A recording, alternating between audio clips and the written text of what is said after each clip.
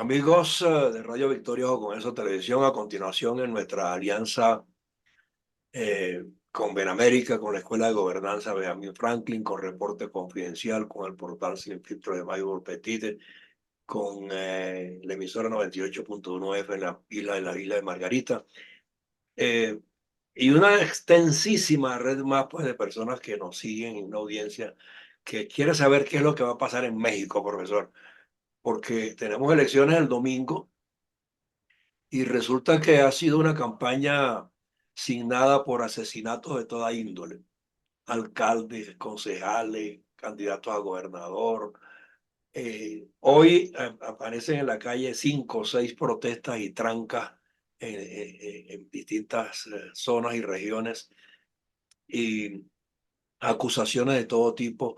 Y el presidente actual, que tiene candidatos en juego, desentendido de lo que está pasando, a él le parece que todo está normal. O sea, pero cuando se le pide una opinión, por ejemplo, sobre Venezuela, que tiene 25 años de socialismo, de la misma corriente suya, dice que él no va a opinar de esos temas. Entonces uno dice, bueno, o sea, ¿qué es lo que pretenden estos gobernantes de Nuevo Cuyo? ¿A dónde nos llevan? Y cuando se trata de la política internacional, entonces disimulan. ¿Y de qué manera podemos entonces tomar a México como un ejemplo a seguir en América Latina? Porque de alguna forma, históricamente, fue imperio, si a ver, vamos, ¿no? Y la gente lo tenía pues como una referencia, ¿no? Porque antes cuando hablaba de política interior decía que no se entrometía, pero cuando le conviene sí.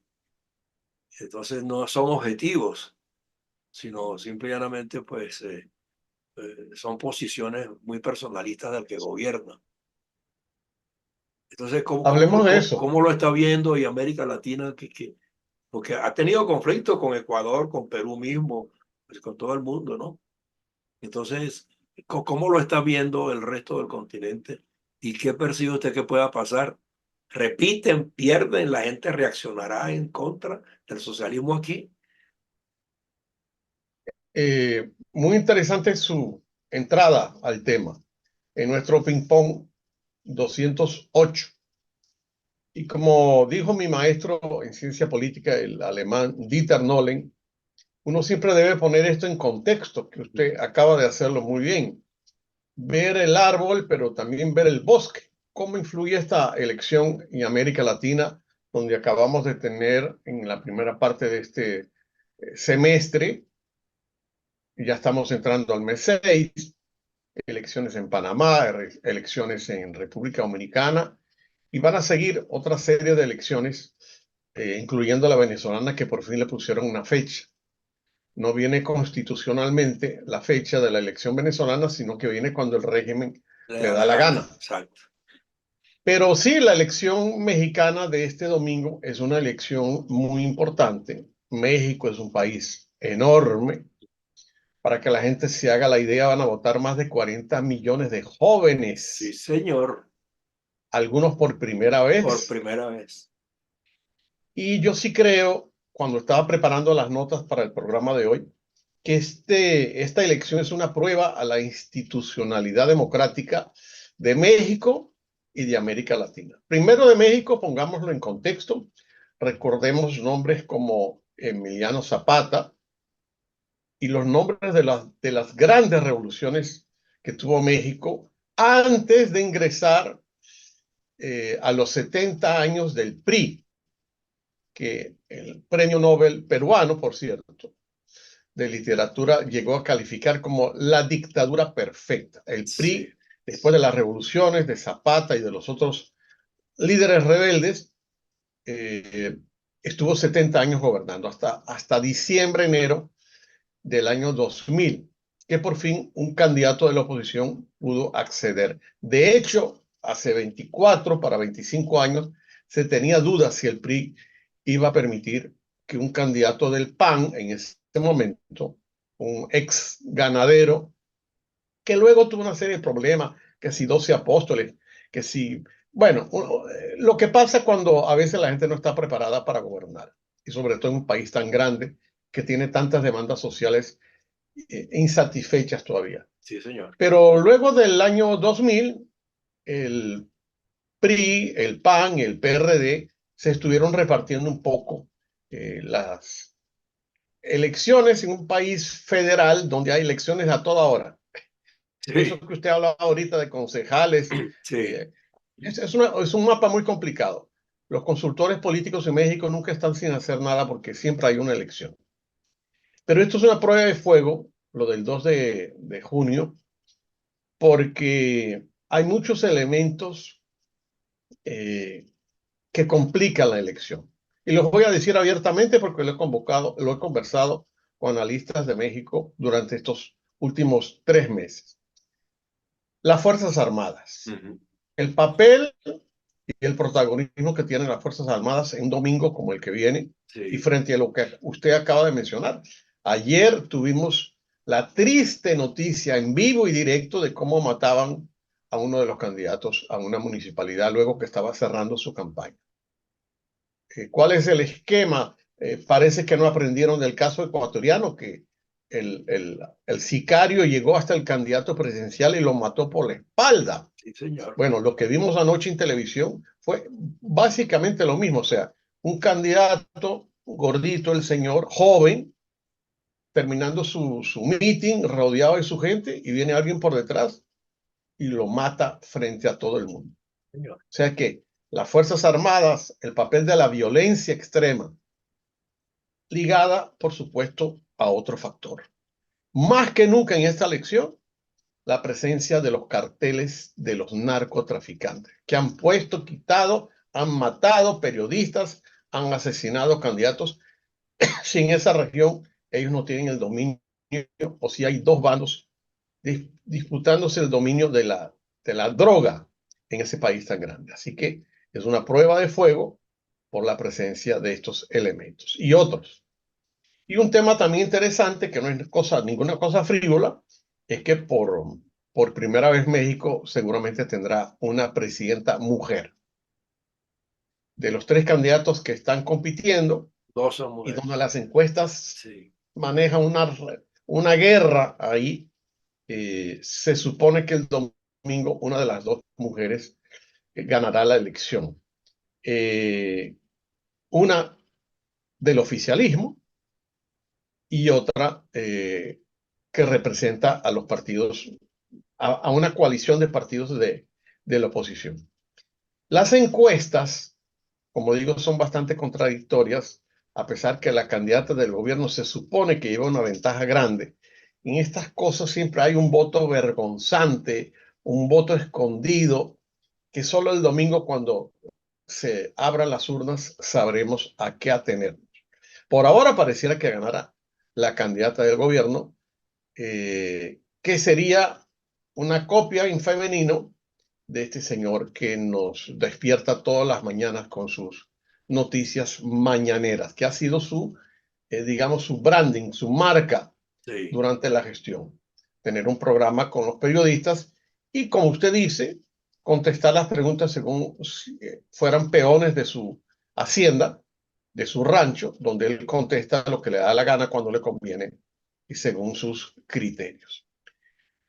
De paso, si vamos a hablar de Andrés Manuel López Obrador, yo espero que tenga muy buenos abogados, porque lo que le viene después de la elección, cuando entregue el mandato, son una serie de cuestionamientos muy serios de cómo se ha manejado él y su familia, algunos de sus hijos, frente a la coyuntura sociopolítica y narco mexicana.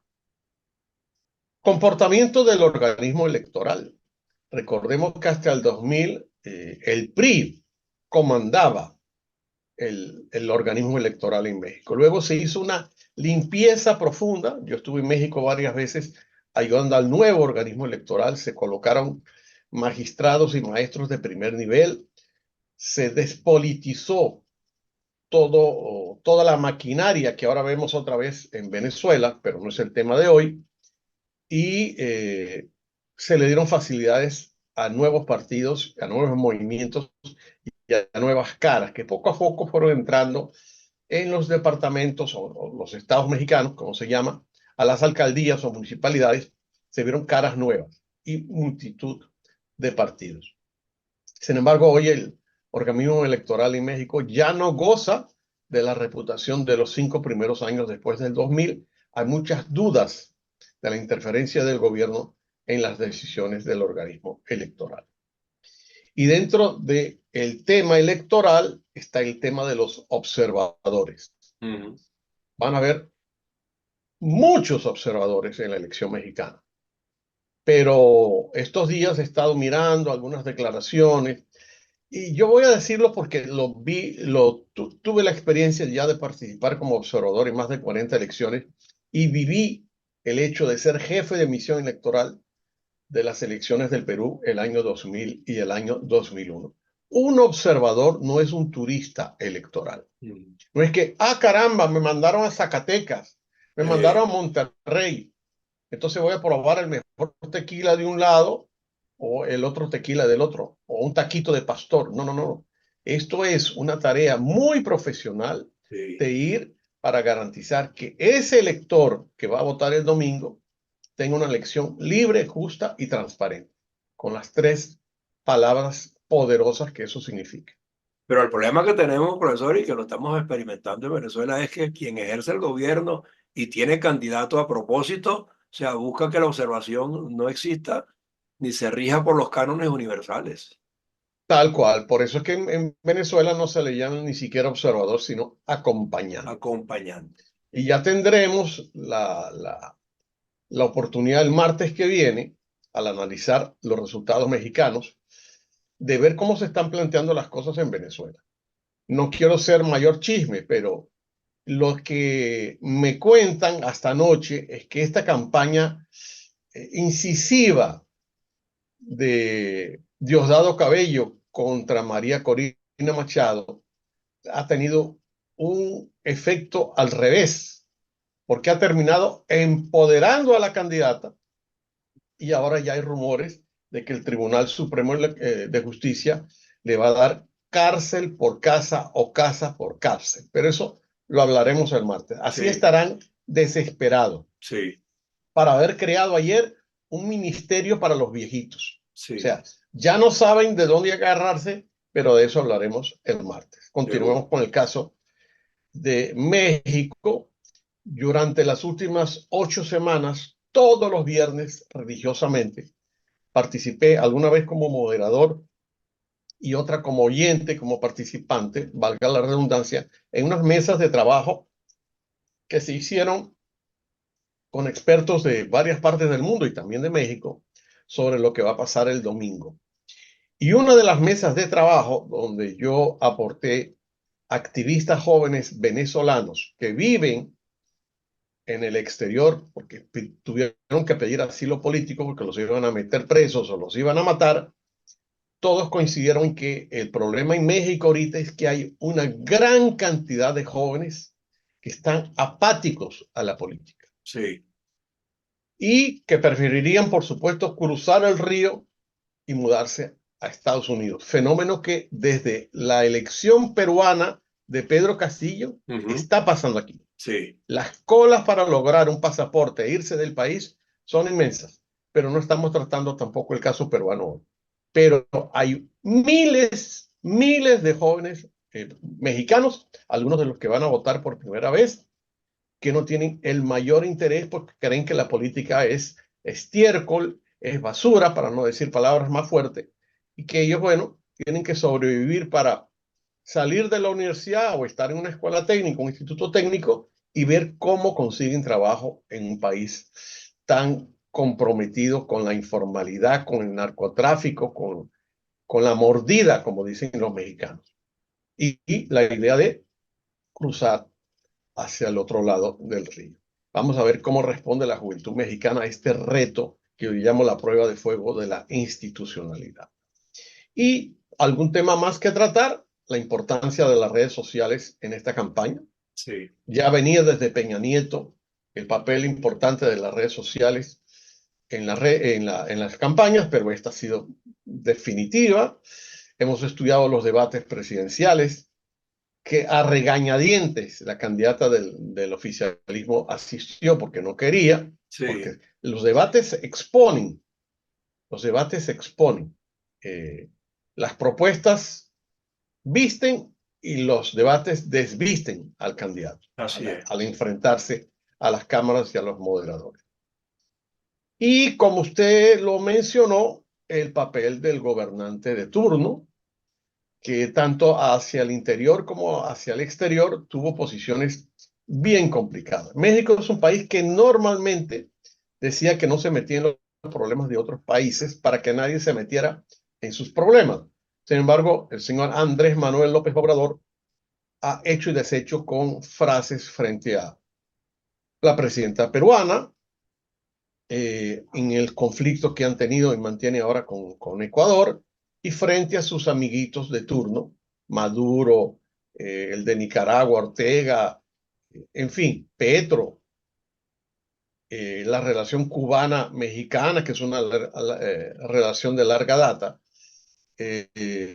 Yo lamento mucho que el presidente haya tomado esa actitud, pero realmente, cuando él ni siquiera era Morena, sino que era un miembro de otro partido, ya se le veía la, la, la raíz cuadrada al asunto. Sí, Él dice que, bueno, ahora se va a retirar a su rancho, que tiene un nombre medio raro, dedicará algún tiempo a alguna conferencia, es un presidente que no le gusta viajar, vamos a ver cómo se comporta como expresidente de la República.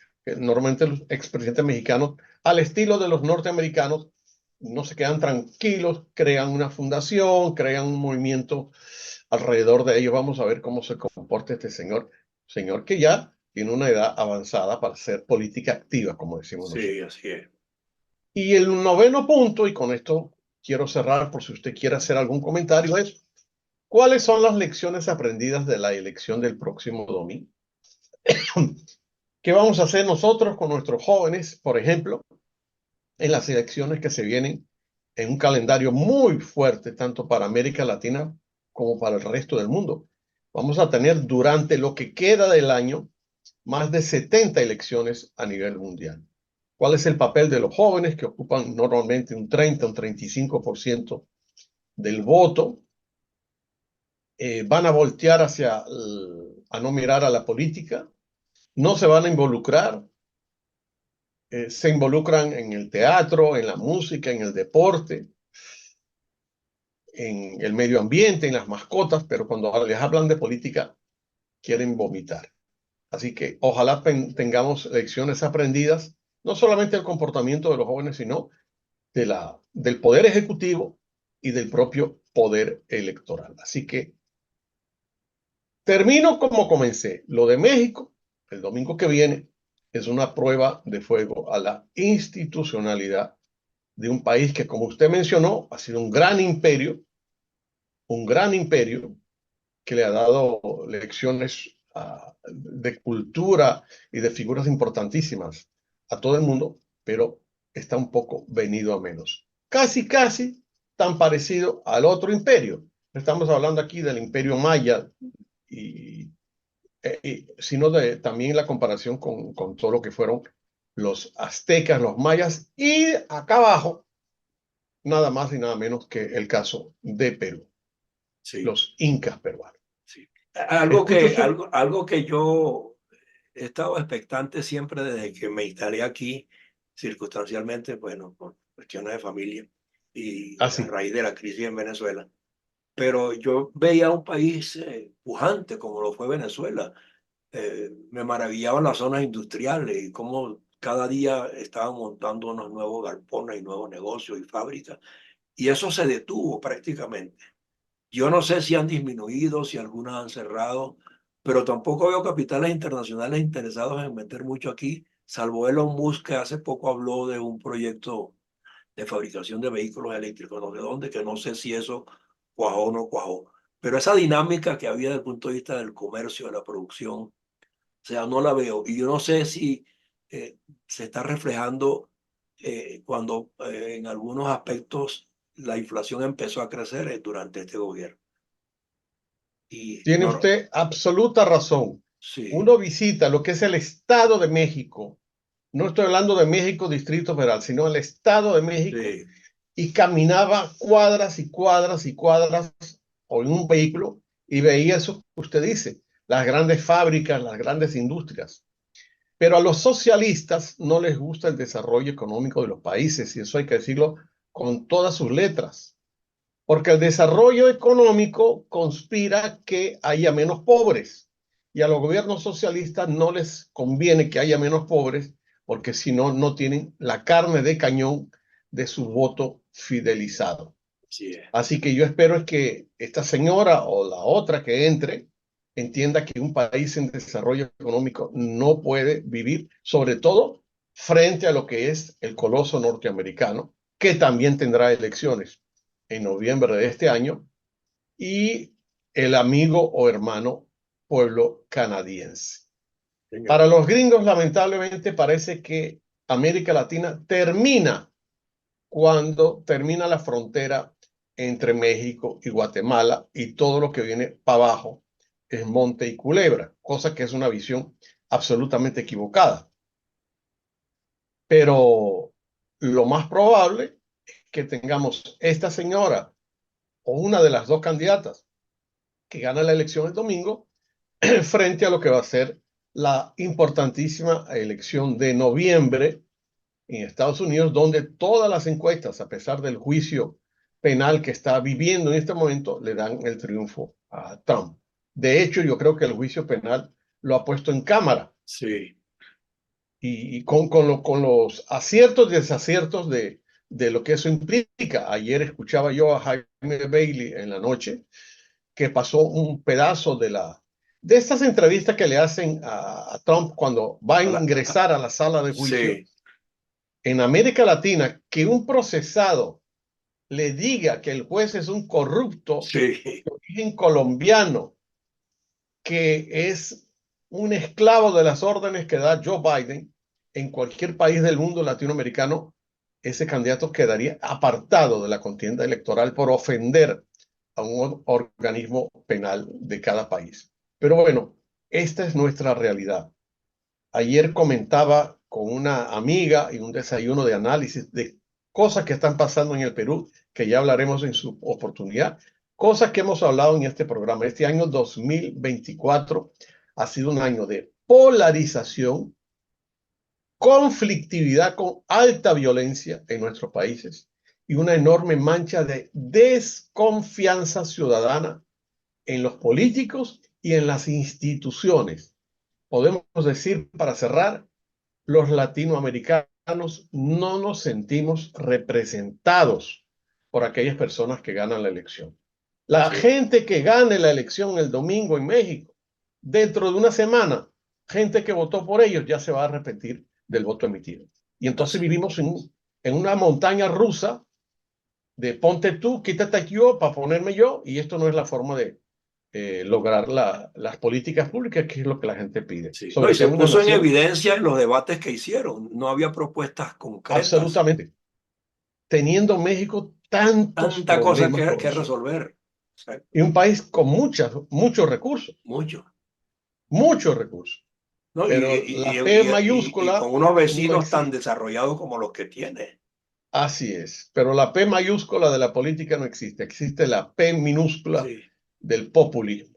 así es. Si hay alguna sorpresa, estaremos atentos a Por conectarnos el supuesto, domingo por supuesto. y pendiente de las noticias. Un país tan grande, un país federal, no vamos a tener resultados inmediatamente, Sí, pero cada vez más los organismos electorales tratan de dar resultados para bajar un poco la la presión. presión ciudadana. Así Si es. no, lo comentaremos el martes que viene, ya iniciando el mes de junio. Sí, le va a depender mucho de lo que ocurra el domingo, de qué naturaleza es el proceso, cómo se desarrolla, si hay quietud, si hay paz, si hay alteraciones.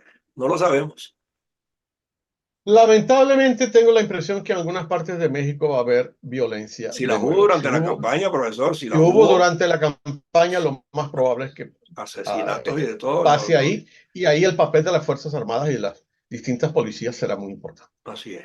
Bueno, cualquier cosa, pues yo le agradezco mucho su análisis de hoy, porque sí, estas son las cosas que nos quieren ocupar en este canal, el día a día, y que todo lo que digamos acá pues vaya en función de que algunos recapaciten y las cosas se enmienden en el camino. Pero cuesta mucho, cuesta mucho. Tenemos Cuesta mucho. 4 años tratando de que la buena ciudadanía y la buena gobernanza se instalen en este hemisferio, pero resulta que es un tira y encoge. Sí, no, sí, no, vuelta, un Así paso adelante, dos es. atrás y no avanzamos. Pero bueno, Y vamos a seguir. recordémosle a la gente que nos ve y nos escucha que este es un canal, un emporio de convergencia, donde lo más importante son los valores democráticos, Así el es, respeto a la libertad y a los derechos humanos. Eso que en nuestro país de origen ahora no existe y por eso estamos fuera, tantos millones, sí, porque defendemos causas para la gente y no contra la gente. así es. Pero bueno, Un estaremos abrazo. atentos. Gracias por su tiempo, profesor. Hemos terminado así, ping-pong Claro que sí. hemisférico con el profesor Linduna desde Lima, Perú. Gracias por su tiempo.